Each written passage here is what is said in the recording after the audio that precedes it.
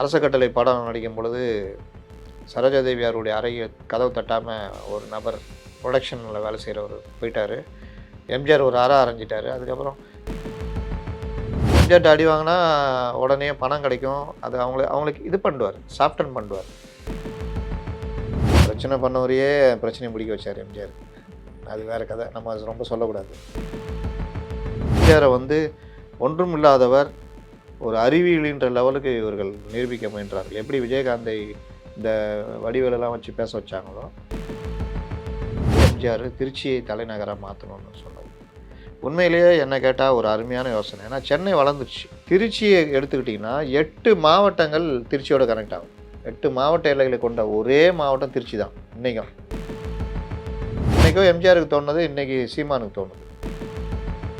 எம்ஜிஆர் கேட்டார், ஏன்பா நான் சுப்ரீம் கோர்ட்டு கிளை சென்னையில் வரணும்னு நான் கேட்டப்போ என்னை கிண்டல் பண்ணீங்க. இன்றைக்கி பலரும் அந்த கோரிக்கை வைக்கிறீங்க.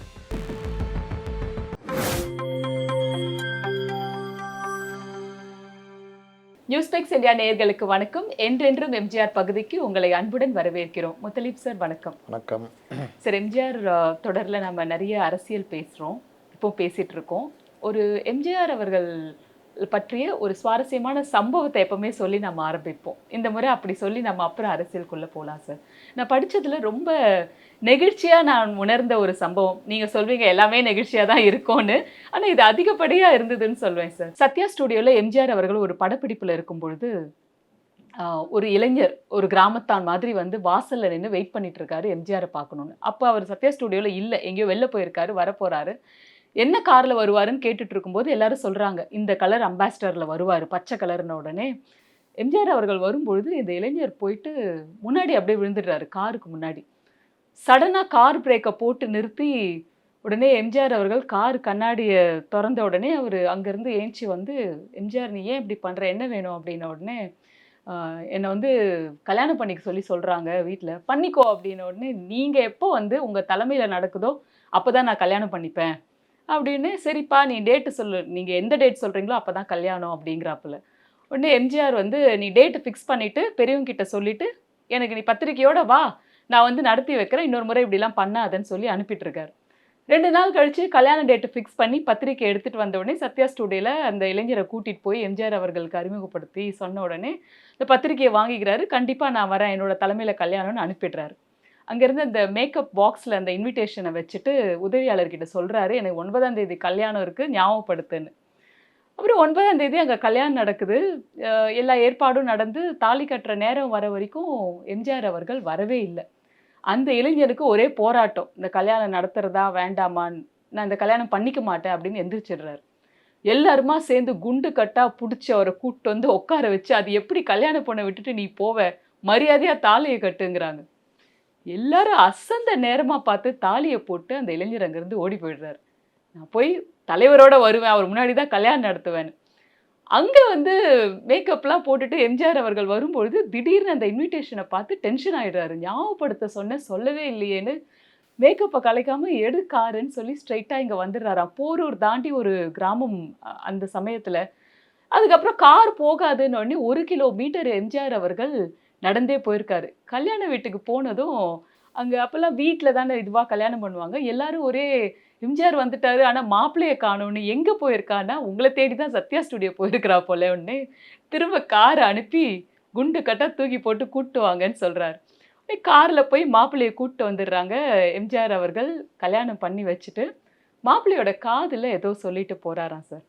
அப்புறம் அடுத்த நாள் என்னன்னாக்கா சத்யா ஸ்டுடியோவில் அங்கே இருக்கிறவங்க எல்லாருக்கும் விருந்து, பெரிய அளவில் ஒரு பெரிய ஷாமியானா போட்டு 3 இருக்கைகள், நல்ல அழகாக இருக்கை போட்டு அந்த பையனை வர வச்சு கல்யாண பையன் கல்யாண பொண்ணு சாப்பிட வச்சு அழகு பார்த்துருக்காரு. எல்லாருக்கும் அதே மாதிரி விருந்து பரிமாறி இருக்காரு.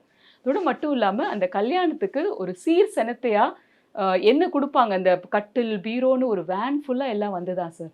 அதே மாதிரி எம்ஜிஆர் அவர்கள் அப்போலோ மருத்துவமனையில் உடல்நலம் குன்றி இருக்கும் பொழுது இந்த இளைஞன் அப்போ தன்னோட ஒரு கையை வெட்டிட்டு சாமிக்கு போய் கும்பிட்டுட்டு எம்ஜிஆருக்கு நல்லா ஆகணும், அந்த மாதிரி ஒரு செயல் நம்ம வரவேற்கக்கூடாது, ஆனால் அந்த அன்பை அவர் அப்படி வெளிப்படுத்தினார் அப்படின்னு 8வது வள்ளல்ன்ற புத்தகத்தில் பதிவு பண்ணியிருக்காங்க. ஸோ எம்ஜிஆர் அவர்கள் ஒரு சாதாரண ஒரு தொண்டனோட தொண்டன் கூட சொல்ல முடியாது. ஒரு ரசிகனோட கல்யாணத்துக்கு இந்த அளவுக்கு பண்ணது, அந்த சாப்பாட எல்லாருக்கும் பகிர்ந்தது, எனக்கு ரொம்ப நெகிழ்ச்சியா இருந்தது. அது இந்த மாதிரி ஏற்கனவே பல திருமணங்கள் அந்த மாதிரி நடந்திருக்கு எம்ஜிஆருடைய இது. ஒரு திருமணத்துக்கு போமாட்டாரு. சக்கரபாணி தான் போய் அந்த திருமணத்தை நடத்தி வைப்பாரு. இவருக்கு ரொம்ப வருத்தம். அப்புறம் எம்ஜிஆர் கூப்பிட்டு வீட்ல கூப்பிட்டு இது பண்ணி, இதே மாரி பரிசு பொருட்கள் எல்லாம் குடுப்பாரு. அப்போ அவரு கேட்பாரு, "என்னண்ணே நீங்க வருவீங்கன்னு ரொம்ப எதிர்பார்த்தேன். அண்ணன அனுப்பிச்சிட்டீங்க. எனக்கு ரொம்ப வருத்தண்ணே. ஆனா நீங்க கூப்பிட்டு இன்னைக்கு ஆசீர்வாதம் பண்றீங்கன்னு." "இல்லப்பா, அவரு பல குழந்தைகள பெற்று வாழ்வாங்க வாழ்ந்தவரு. அதனால தான் நானு அனுப்பிச்சு வச்சேன்." அப்படின்ற மாரி எம்ஜிஆர் சொன்னாருன்னு ஒரு இது சொல்லுவாங்க. அந்த மாரி பல நிகழ்ச்சிகள் எம்ஜிஆர் வந்து நான் திரும்ப திரும்ப ஒரு விஷயம் பதிவு பண்ணுவேன் எம்ஜிஆர். ஒருவருடைய நிலையிலிருந்து தான் அவர் அத பார்ப்பாரு. தன்னுடைய நிலைய வச்சு பார்க்க மாட்டாரு. "எவன்டா அவன் வண்டி முன்னாடி வந்தவன்? நாய அவன கூப்பிடு செக்யூரிட்டி கூப்பிடு. என்ன பண்றான் அந்த மாரிலாம்?" அப்படின்னு அவன தொரத்து அவன. அப்படி இல்லாட்டி வந்து கூப்பிடு ஸ்டேஷன்ல. அவன இது பண்ணு. அந்த மாரிலாம் இல்லாம, இது பண்ணது இன்றைக்கே பேசப்படுதுல்ல. அன்னைக்கு அந்த மாரி அடிச்சு தொரத்தியிருந்தாருன்னா, யார்றா அவன் மனுஷன்ட்டு அவனும் போயிட்டுருப்பான். இதாயிருக்கும். அதனால பணக்காரன், ஏழை அது வந்து நான் எப்படி பார்க்குறேன்னா, அவர்கள் மனதை வைத்து தான். கோடி கோடியா வச்சிருப்பான். ரூ. 1 யாருக்கும் செலவு பண்ண மாட்டான். தன்னுடைய பணியாளர்கள் கூட முறையா சம்பளம் தர மாட்டான். அவர்கள் இவர திட்டிக்கிட்டே தான் வேலை செய்வாங்க. மனசுக்குள்ள ஒரு இதுவே இருக்காது. அவன் வந்து மனதளவில அவன் வந்து ஏழை. ரொம்ப ஏழையா இருப்பான். வருமானம் கூட இருக்காது. ஆனால் தன்னை நம்பி வந்தவங்களுக்கு ஒரு உதவி பண்ணுவான். தன்னுடைய வரம்பை மீறி ஹெல்ப் பண்ணுறதெல்லாம் இருக்கும். அவன் தான் பணக்காரன். ஏன்னா, அவன் மனசு விசாலமானது. அவன் இன்னும் வசதியா இருந்தானா, இன்னும் விசாலமா இருக்கும். இதுதான் மனிதர்கள். அதனால தான் எம்ஜிஆர் வந்து இன்னைக்கும் ஏன் போற்றப்படுகிறார்னா, அவர் மனது விசாலம். அவர் பணக்காரர், மனதாலும் பணக்காரர். அதனால தான் எம்ஜிஆர் இன்னைக்கு எல்லாருமே நினைக்கிறாங்க. சின்ன சின்ன விஷயங்கள். எல்லாரும் சொல்றது பார்த்தீங்கன்னா, பெருசாலாம் இருக்காது. ஷீல்டு 1 ஹவர் நின்னு குடுத்தாரு. நான் சொல்ல சொல்ல கேட்கல. "நீ போய் ஓரம் நில்லு. உன் பையன வந்து நிறுத்த சொல்லுன்னு" சொன்னாருன்னு ஏவிஎம் சரவணன் பதிவு போடுவாரு. நான் வந்து தொண்டை இதாகி ரொம்ப கஷ்டப்பட்டு வண்டிக்குள்ளே படுத்துருந்தேன். வண்டி கதவை தட்டுறாங்க. சூடான பாலோடு நிற்கிறாரு. எனக்கு பால் குடிக்கிறது பிடிக்காது. குடிச்சே ஆகணும்னு சொல்கிறாரு. அதே ஏவிஎம் சரவணன். சின்ன பையன். அதுலயும் நான் யார்கிட்டயாவது குடுத்து அனுப்பிச்சா வேணான்னு வேணான்னு சொல்ருவேன். சொல்லுவேன்னு தான் நான் குடிக்க தூக்கிட்டு வந்தேன். வைக்கணும்னு நான் எடுத்துட்டு வந்தேன். அவரு ஒரு சின்ன பையன். இவரு உச்ச நடிகர். அந்த இடத்துல எம்ஜிஆர் என்ன யோசிக்கிறாரு? அதெல்லாம் யோசிக்கல. அவருக்கு உடம்பு சரியில்லை. நம்ம பால் குடுத்தா இது பண்ணுவாரு. இந்த மாரி பல சந்தர்ப்பங்கள். ஒரு நண்பர் கூட ஒண்ணு சொல்லியிருந்தாரு. அரச கட்டளை படம் நடிக்கும் பொழுது, சரோஜாதேவியாருடைய அறைய கதவு தட்டாம ஒரு நபர் புரொடக்ஷன்ல வேலை செய்றவரு போயிட்டாரு. எம்ஜிஆர் ஒரு அறை அறைஞ்சிட்டாரு. அதுக்கப்புறம் எம்ஜிஆர்ட்ட அடி வாங்குனா, உடனே பணம் கிடைக்கும். அது அவங்களுக்கு இது பண்ணுவாரு. சாஃப்டன் பண்ணுவாரு. அடிச்சது இந்த மாரி விஷயத்துக்கு நான் கோவப்பட்டேன். சாரி. அப்படின்ட்டு அவங்கள சாஃப்டன் பண்ற வேலை, ப்ளஸ் அவர்களுக்கு ஏதாவது நம்ம யார் பண்றதுக்குன்ற மாரி அவங்களுக்கு நல்லாவே பண்ணிடுவாரு. பல ஆண்டுகள் கழிச்சு எம்ஜிஆர் முதல்வர் ஆன பொழுது, ஒரு ஏவிஎம் இந்த படம்னு நெனைக்கிறேன். சம்சாரம் அந்த மின்சாரம் ஷீல்டு குடுக்குற டைம்ல, அங்க இவர் புரொடக்ஷன் மேனேஜரா வர்றாரு. அவர புரொடக்ஷன் மேனேஜரா என்னன்னு தெரியல. ஏதோ புரொடக்ஷன் சைட்ல. பார்த்துட்டு, "நீங்க சாமிநாதன் தானே?" அப்படின்னு. அவ்ளோ ஞாபகம் இருக்கு சார் அவருக்கு. எம்ஜிஆருக்கு சரி, இந்திரா காந்திக்கும் சரி இந்த மாரி எலிஃபண்ட் மெமரி. அந்த இது உண்டு. அப்போ அவர் இன்னும் பேர் முதற்கொண்டு ஞாபகம் வச்சிருப்பாராம். பழைய ஆளுங்க. அதாவது அதான் சொன்னேன்ல, "அன்பே வா" ஷூட்டிங் நெனைக்கிறேன். ஒருத்தர் அந்த ரெடி பண்ணிட்டு இருப்பாரு. ஷூட்டிங் ஸ்பாட்ல அந்த போஸ்டர் ஒட்டிட்டு இருந்தாரு. போஸ்டர். போஸ்டர்னா அந்த இடத்த ரெடி பண்ற வேலை. அவர போய் பார்த்துட்டு, "அண்ணன் நீங்க அவர் தானேன்னு" சொல்லிட்டு கூட்டு போயிட்டாருன்னு சரவணன் சொல்லியிருப்பாரு. நாடகங்கள் நடிக்கும்போது கூட இருந்தவர் சார். ராஜபாட்டு வேஷம் போட்டவர். ஆ. இவங்க சாதாரண சின்ன பசங்க. ம். அதுக்கப்புறம் எம்ஜிஆர் கூட்டிட்டு போனாரு. அதுக்கப்புறம் நாங்க அவர பார்க்கல. அவர் வாழ்க்கையே மாறிட்டு இருக்கோன்னு நான் உணர்ந்துக்கிட்டேன்னு சரவணன் பதிவு பண்ணியிருப்பாரு. அந்த மாரி நீங்க சுவாமிநாதன் தானே? ஆமா. நாளைக்கு 11 மணிக்கு வந்து என்ன பாருங்க. கோட்டைக்கு வாங்க. அன்னைக்கு போயிருக்காரு. பார்க்க முடியல. எம்ஜிஆர் மீட்டிங்கில் இருந்தார். அதுக்கப்புறம் கிளம்பும்போது சாப்பிட எம்ஜிஆர் கிளம்பும்போது இவரை பார்த்துட்டு, "நாங்கள் 11 மணிக்கு தானே வர சொன்னேன்." "இல்லைங்க ஐயா வந்துட்டோம். நீங்கள் மீட்டிங்கில் இருக்கேன்னாங்க. யாரும் தகவலும் சொல்லல." உடனே மறுபடியும் உள்ள அறைக்கு கூட்டு போயிட்டு திருநாவுக்கரசர். அந்த திருநாவுக்கரசருக்கு ஒரு கதை ரஜினியே சொல்லியிருப்பார்.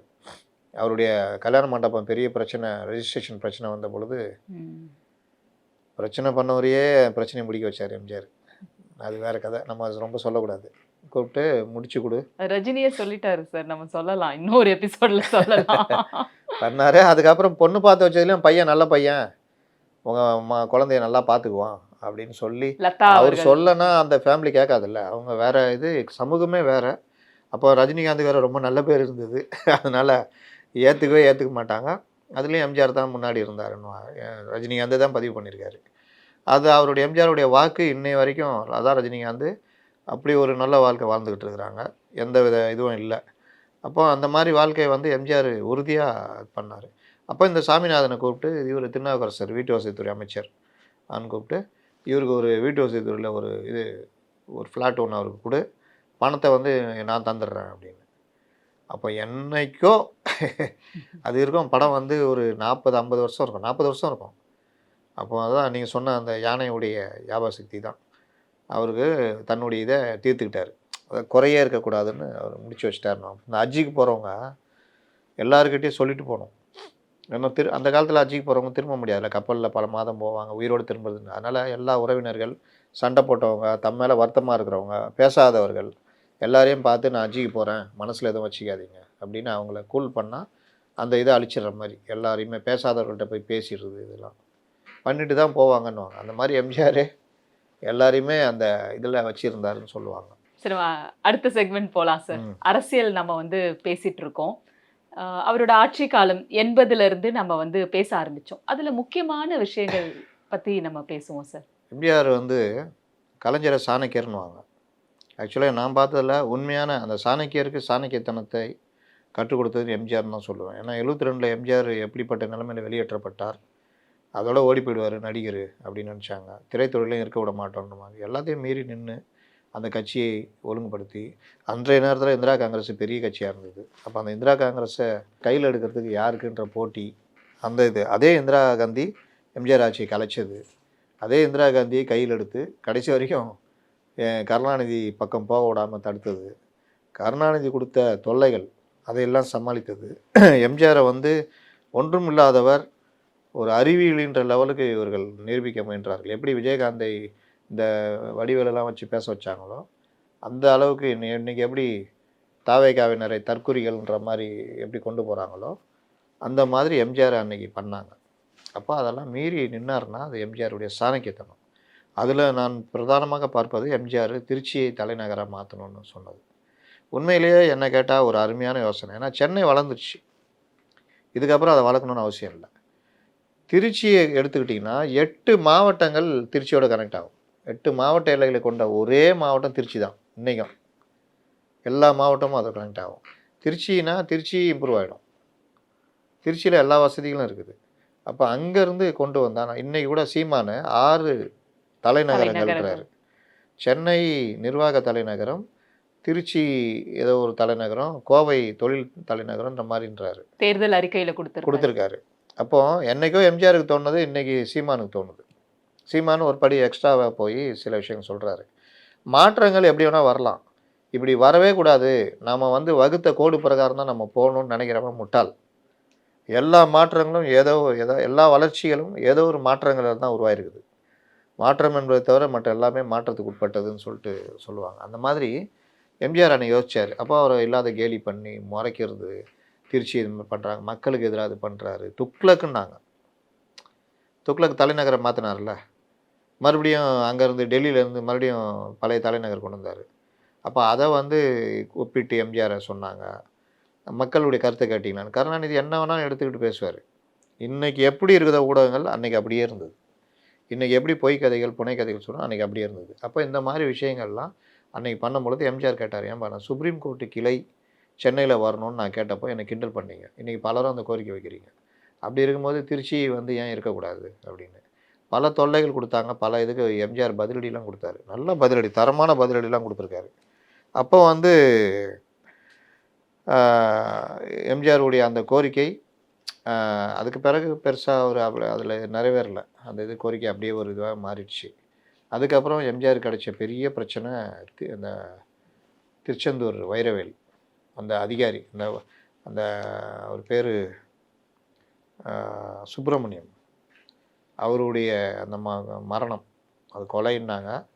அது வந்து அவர் அறநிலைத்துறை அதிகாரி. அவர் அறையில் தற்கொலை செஞ்சுக்கிட்டாருனாங்க. அதுக்கு எதிராக எவ்வளோ டிஎம்கே பிரச்சனை எடுத்து பண்ணாங்க. அந்த பிரச்சனை பண்ணும்பொழுதெல்லாம் எம்ஜிஆர் ஒரு கமிஷன் போட்டார், பால் கமிஷன் சொல்லிட்டு. அந்த அறிக்கை வந்த அப்புறம் வெளியிடலன்னு சொல்லிட்டு பெரிய பிரச்சனை பண்ணி ஒரு நாள் கலைஞரே வெளியிட்டார். வெளியிட்டோன்னா அது ஒரு எப்படி வெளியாச்சுன்னு சொல்லிட்டு அன்றைக்கி அதை வெளியிட்ட சண்முகநாதன், பொன் சதாசிவம் 2 அரசு ஊழியர்கள், அதை அதிகாரிகள் 2 பேரையுமே அரெஸ்ட் பண்ணாங்க. முரசொலியில் போட்ட முரசொலி செல்வத்தை அரெஸ்ட் பண்ணாங்க. இதில் தான் அந்த ஒரு அதிகாரியில் ஒருத்தர் தான் சண்முகநாதன். அவர் தான் முதல்ல கலைஞருக்கு உதவியாளராக இருந்தார். அப்புறம் ஆட்சி போனோன்னா அவர் அரசு ஊழியராகவே இருந்தார். அதுக்கு அந்த பிரச்சனை ஆனோன்னா மொத்தமாக இது பண்ணிட்டு அப்புறம் கலைஞர் கூப்பிட்டுக்கிட்டார். அதுக்கப்புறம் கலைஞருடைய இறுதி காலம் வரைக்கும் சண்முகநாதன் கூட இருந்தார். சாமிநாதன், பொன் சதாசிவம் என்னன்னு தெரியாது.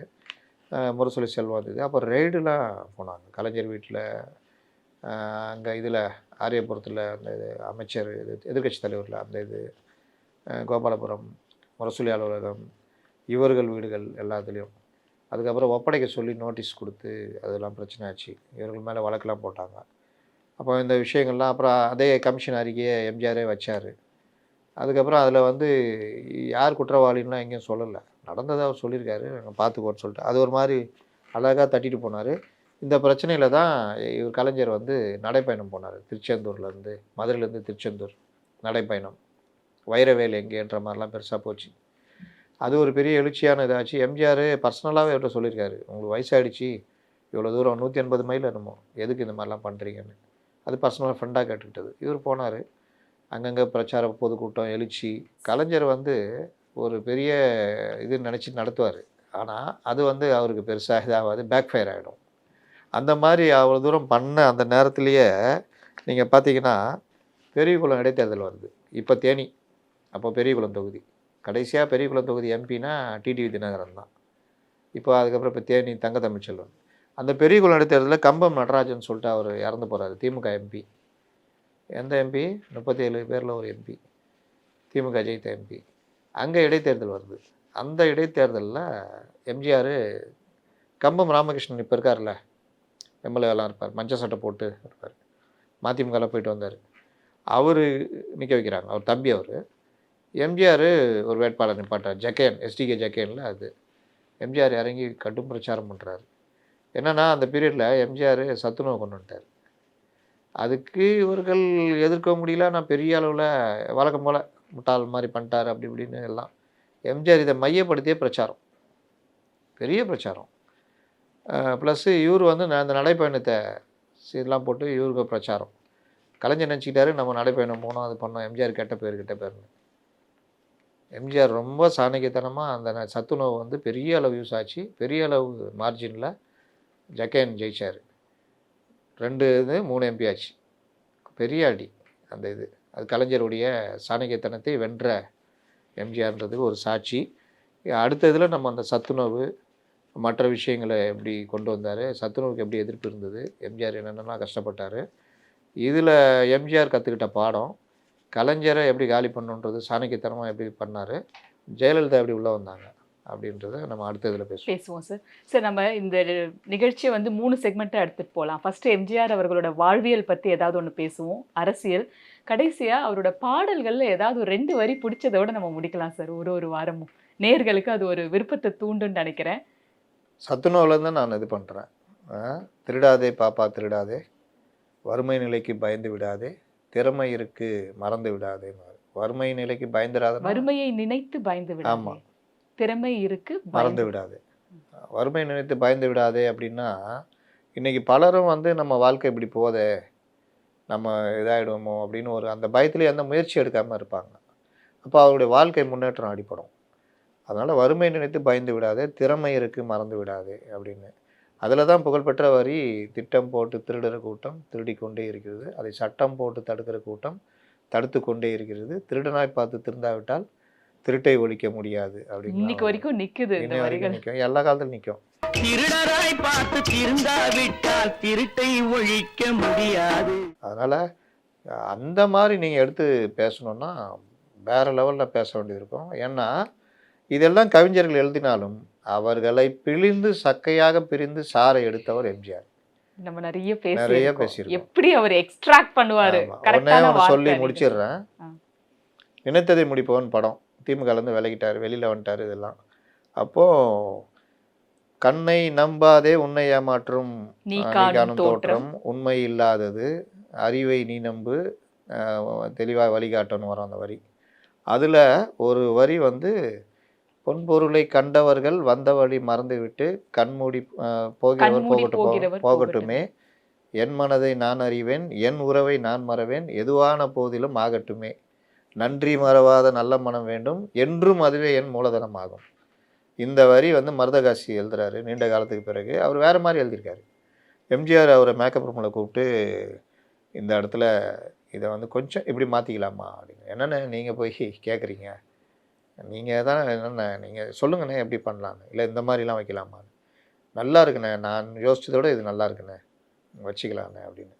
அதனால் அதில் அந்த வரிகள் வந்து எம்ஜிஆருடைய வரிகள் ஆக்சுவலாக.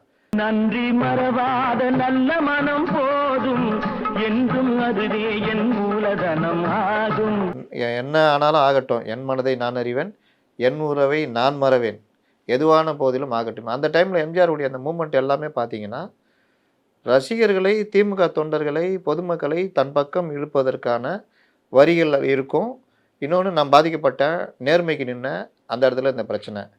அப்போ என் உறவுகள் என்னை கைவிடாது. ஒரு தாய் வயிற்றில் வந்த உடன்பிறப்பில் ஒரு பிரிவு வந்தால் பின்பு உறவு வரும். நல்ல மனிதருக்கும் நன்றி மறந்தவருக்கும் கலைஞர், முன்பு உறவு இருந்தால் பின்பு பிரிவு வரும் அப்படின்னு. அதனால் பேசிட்டே போனால் நான் போய்கிட்டே இருப்பேன். இது ஒரு எண்டு கார்டு போட்டுருவோம். சரி, இதுல ரொம்ப அழகா இருக்கு சார். அதாவது கண்ணால் காண்பதும் பொய்யே, காதால் கேட்பதும் பொய்யே, தீர விசாரிப்பதே மெய் அப்படின்றது ஆண்டாண்டு காலமா சொல்றாங்கல்ல. கண்ணை நம்பாதே உன்னை ஏமாற்றும் நீ காணும் தோற்றம் அப்படின்றது அது உண்மை இல்லாதது, அறிவை நீ நுன்பு, உள்ளம் தெளிவாகும், அடையாளம் காட்டும், பொய்யே சொல்லாது. ஆமாம். Extraordinary sir. நன்றி. மீண்டும் அடுத்த வாரம் சந்திப்போம்.